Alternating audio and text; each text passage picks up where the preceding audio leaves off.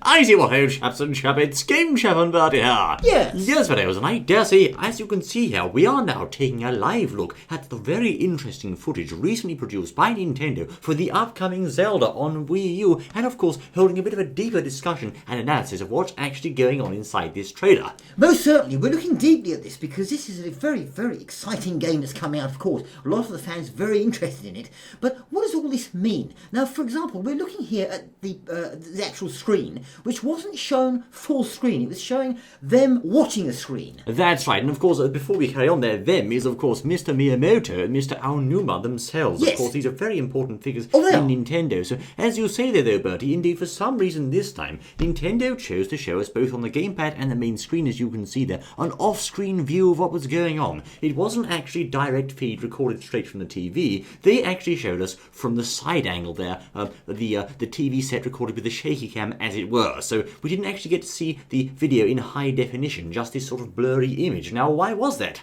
Well, now, this is the question. Now, in E3, at an E3, they showed, I believe it was last year, Link in a very wonderful three-dimensional sort of setting. With very good graphics. Do you remember that? I know the one you mean. Now, of course, can we show that? We may have it somewhere, I'm not sure. Right. But in any case, that was, of course, I think a couple of years ago, actually. Now, that was at the Nintendo E3 conference, and indeed, it showed Link walking through a very wonderfully decorated hallway, similar perhaps to the Temple of Time, and facing off against a giant spider. Do you remember it, old boy? Yes, I do indeed, yes, and we were very impressed with the graphics, and a lot of people were at the time, and so now, this is very exciting. Yes, everyone was perhaps, they perhaps looked at that and said, hey, these graphics are really good, they're jolly, are very impressive, very sharp, that's the way with the perhaps we want Link to look in HD. And perhaps people looked at that footage and thought to themselves, well, that's how Link's going to be in the HD Legend of Zelda. Now, of course, that would be a rather good assumption to make, I think, but of course then Nintendo came along next year, or a couple of years later, and showed us Zelda on Wii U, and we got our first glimpse at Zelda in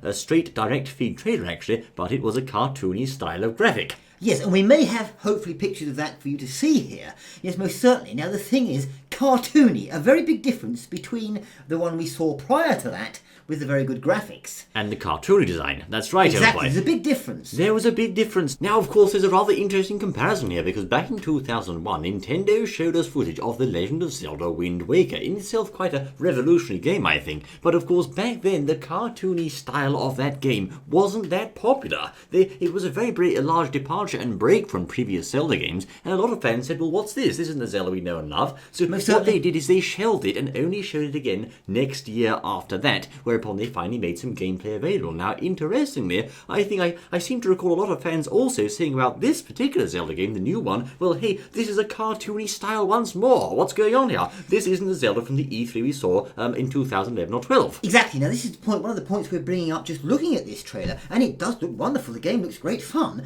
but the actual graphic-wise, looking at, as you see it with the two chaps there and then them watching the screen, at that distance, from there, the screen does indeed look like those fabulous graphics we saw at E3. Yes. But I think when you get up closer and see the thing closer, you will see you're actually looking at a very cartoony rendered type of game. As indeed we saw at the preview trailer at this year's E3. Now, actually, I just have something else to show you directly off the screen here. This is quite interesting. It's hard to get the pause just right, but after Mr. Aonuma zooms out there, as you can see, there it is. Can you see that, little boy?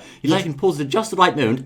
There it is. We have a close-up of the back of Link's head there. Now, of course, what we can see there is this cartoony, cel-shaded type design, and that's a little hint of what actually the whole game's going to look at. This is not a HD and very sharp graphics, unlike the Zelda we saw at E3 that time. No. This is more like the Wind Waker. So if you are expecting a fully HD, almost a Batman-type realism Zelda game, you're not going to find that here. This is cartoony. Well, most certainly, yes it is. But of course, when he backs out and you have that first screen with Link, I don't know where you can see that now, with him on the mountaintop there looking across, it does look very 3D because, of course, it's the way you're looking at it and the way you're looking at a screen on a screen. That's right. It looks very good. But I think, as you say, yes indeed, we're going to see a lot of it actually is very much cartoony. Now, the thing is, what I just like to put forward, the Wii U is very powerful. We saw some fabulous graphics with Mario Kart, the latest Mario Kart. Yes, we did. Fabulous. And we know they've got the power to do it. They have. So why are we seeing another cartoony type game here? Now, I think it's going to be very good. I'm not taking away from it. I'm looking forward to it. I think it's going to be very exciting and very good. But Why the cartoony graphics? Would we have preferred those wonderful 3D, even as you say, for want of a better word, Batman sort of quality graphics within Link? Wouldn't it be marvellous to see that? Well, I think you've got a point there, boy. Certainly, we can't floor Nintendo's design choices too much. Certainly, this has been a conscientious choice on the part of Nintendo to make the graphically sort of a cartoony style see a return. I don't exactly know why they've chosen to do that. It's quite an odd choice, if you ask me, old boy. But obviously, someone in the design team, perhaps even Mr. Miyamoto himself, clearly believes in the cartoony style and they think it can work. Now, previously, if I just finish this, they did also say that the Wind Waker was aimed at a broader audience. All ages could play the Wind Waker, so perhaps they're concerned about losing the younger players of the game too.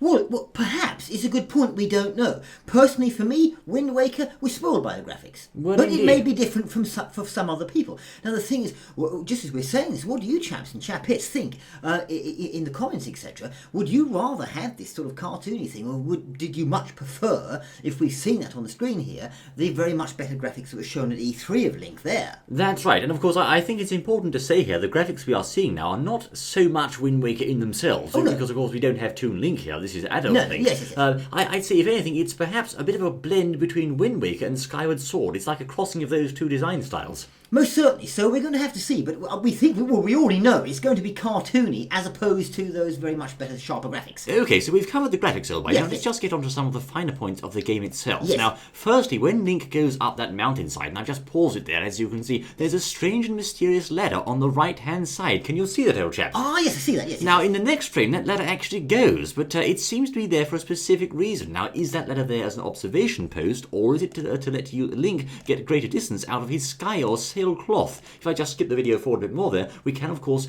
see in just a moment the sailcloth used in action as he jumps off the mountainside and glides safely down to the land below.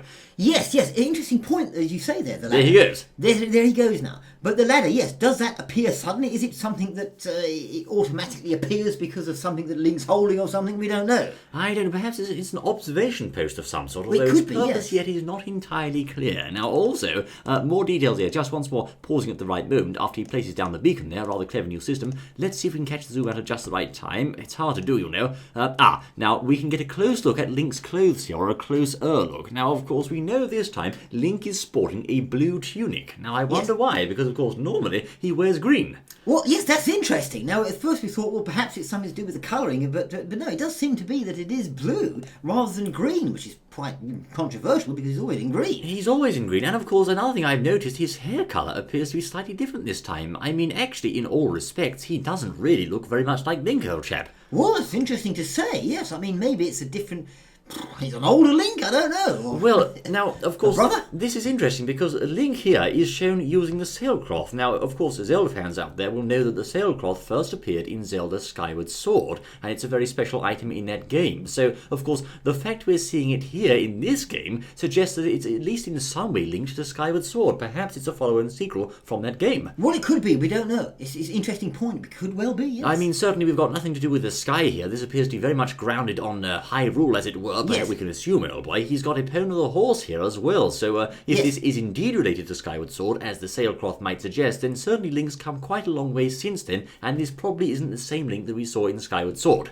It may not be. Well, yes, it may not be, but we'll have to wait and see on that one, yes, but it's an interesting point. There's even been talk, actually, of the main character here not actually being Link at all. Some people have gone so far as to suggest it could even be a she.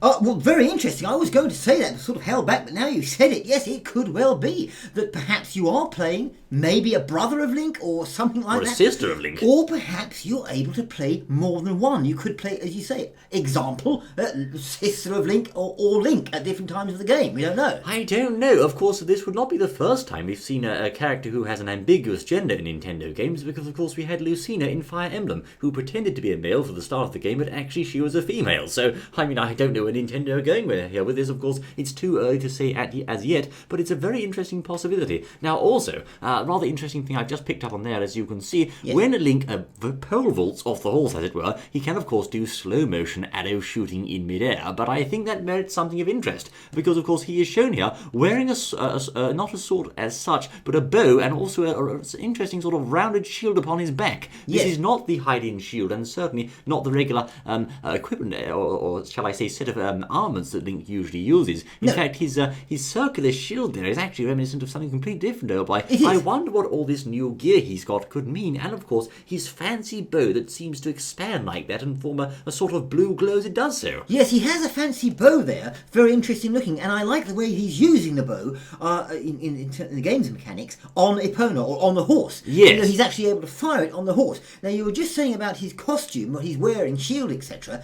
Could it be, and this is just pure speculation on our point, but it's interesting perhaps to talk about, and perhaps the fans may have some feedback, but, could it be that these are stages perhaps of his life? Maybe this is a particular stage of his life before he goes out to start his tasks, perhaps before he actually becomes, quotes, officially Link, as it were. He might already be a huntsman or something, perhaps, and then he goes on to do whatever he's going to do. That's an interesting idea. Indeed, we could be looking at a sort of younger Link here. I mean, we've had the possibility of young Link before in this series, and it could be that. Now, of course, as you can see there, Mr. Aonuma perhaps struck me a bit there with the gamepad, but he's using the motion sensor features to place a bright green beacon upon the map. And we're just going to see a look at the gamepad now. And of course, as you can see, as they're saying here, the map this time in this game really is huge. It's such a big playing field. And big, yes. Mr. Miyamoto there, of course, zoomed in and out to show us just how big this map actually is. So, yes. I mean, realistically speaking, old boy, how long do you think or estimate or guess it might take to traverse one end of that huge world to the other just on foot? Whew. Well, I think it's going to, from what they're saying, if you relate what he's showing there on the handheld piece to the screen, it's huge, and to actually walk and even perhaps ride on the horse there would take a very, very long time. I think so. Which I think where they're bringing perhaps these beacon things. Now, perhaps it's a little bit like in Wind Waker, where you could move quickly from one place to the other. I think you used the whirlwind or something. He did, that's right. He used a fast travel. Now, I do hope there'll be fast travel in this game. I'm sure there will be, like there was in Skyrim, of course. Now, just also taking a close look, if you look at the top left hand of the screen there, as you can see, Link currently has 5 hearts, and he also has a green bar, which is sometimes to do with his magic, as it were, bar. So perhaps at this point, this is an early stage of Link's adventure. And as you can see, we're being shown in Japanese their controls, with the left stick governing the horse, also the R and A buttons controlling his movements, and as Epona rides along, she of course also now has a certain type of autopilot feature, whereby she'll avoid trees and other obstacles on her way. Most certainly, yes, she does. Yes, that's one of the mechanic things they've added there, where the horse actually, it automatically avoids the obstacles, as you say. You don't have to necessarily move around them, which is like a real horse would do. But interestingly, you should pick up on those hearts, because they are there, and perhaps people didn't realise they were there, but they're there, and there's only a few there. 5 hearts, which does which, as you say, indicates early part of the game. I think so. Which is what I said earlier. Possibly, Link at the moment is perhaps like a hunter or similar, and he's yet to pick up his destiny or whatever he's going to do. As the hero, that's right. As the hero, yes. That's interesting. Maybe. He could just be that at this point, old boy. But he's just sort of hunting, isn't he? But then again, I don't know, because, I mean, he's got some very fancy equipment. That bow of his is very unusual. Where did he get that from? And also, if you look at the previous preview trailer we had, he actually wears a hood over his head, a bit like the assassins do in Assassin's Creed. And he casts that off and shoots his bow and arrow at the enemy there. So he's obviously got something special going for him there. But we don't exactly know how this all links in, and of course the big question, where's Zelda and where's Ganondorf and where is the Triforce? Well, exactly. I suppose they'll reveal bits and bobs of that as things go on. But it's very interesting. But certainly the way the game looks, the gameplay, the mechanics seem to be a big step up from what we've seen previously. Yes. And look to be rather fun to play. Putting aside any graphics or cartoonishness or whatever. Yes, I think so, old boy. And one of the things that does take my interest quite a lot is this possibility of the open world environment. And of course, we've got here a very much Skyrim-y style approach. As you can see, there's a rather suspicious looking building there. Like a castle. And some sort of castle or fort there at the top left, as you can see. Yes. And perhaps, again, this suggests that you'll be able to traverse this large open environment and come across things that look like dungeons and go exploring. And you won't need to have certain necessarily sets of equipment in order to get in those dungeons. You may be able to just go blast through using what you have in your brain. Yes, it looks like that way. Yes, indeed, and it looks like it possibly may be that you'll be able to go around the environment, perhaps killing some certain animals or whatever, monsters or whatever, and perhaps picking up power-ups or things that you can add to your inventory, whatever. I know, yes indeed, right. And of course, one thing I have to say I'm not sure about is that I've noticed Epona a couple of times in those screenshots there. She is doing a bit of a strafing motion to dodge obstacles, which horses can't actually do in real life. She's doing a sort of Michael Jackson, I think, well, never mind. Dodging left and right, but that's okay. I mean, of course, we are assuming, yes, indeed, you should. There's nothing wrong with that. We are assuming this is Epona. Indeed, not be. She might not be Epona. I mean, we don't know. The translator or interpreter did call her Epona Royal Boy, but we don't know for sure. Now, we do know Link has a sword here, but it seems to me as if he's mainly using the bow here, old chap, not the sword. Yes, he's mainly using the bow from what we can see there, most certainly within this gameplay anyway, but I suppose that's because he's got to. He's perhaps not up close. I think they're encouraging use of the bow because you're going to be spending a lot of time on horseback there as you traverse the environment, it seems, because, of course, riding the horse is a bit faster than going on foot. Most certainly, yes, it is. But overall, I think the gameplay here is looking a lot better, don't you? I think so. And of course, we're looking at a game that's quite far on in development, I think, Elchep. They must have been working on this for quite a while. And Mr. Miyamoto, of course, assured us that the game will be reaching stores or shelves in 2015. Yes, he did, yes. And it looks all very well and good, and there's a lot of excitement around it. We know this. Let's just hope that it's not in some way spoiled because, it could have been made better if we didn't have these cartoony graphics. I don't know. Of course, that depends. I mean, how important to you, Fideos, are graphics over gameplay? Do you have to have those shiny HD graphics in your game, or is gameplay everything to you? What do you think, Fideos? Yes, please do tell us. You've seen this one, you've seen an example of the E3 one. Yes, let us know. What do you think overall? Indeed, there you go then, Fideos. This has been quite an in-depth analysis of the new Legend of Zelda on Wii U. Thank you quite for joining us. Do let us know what you think, I say. And we look forward to seeing you once more the next exciting outing of my word. Yes, until then.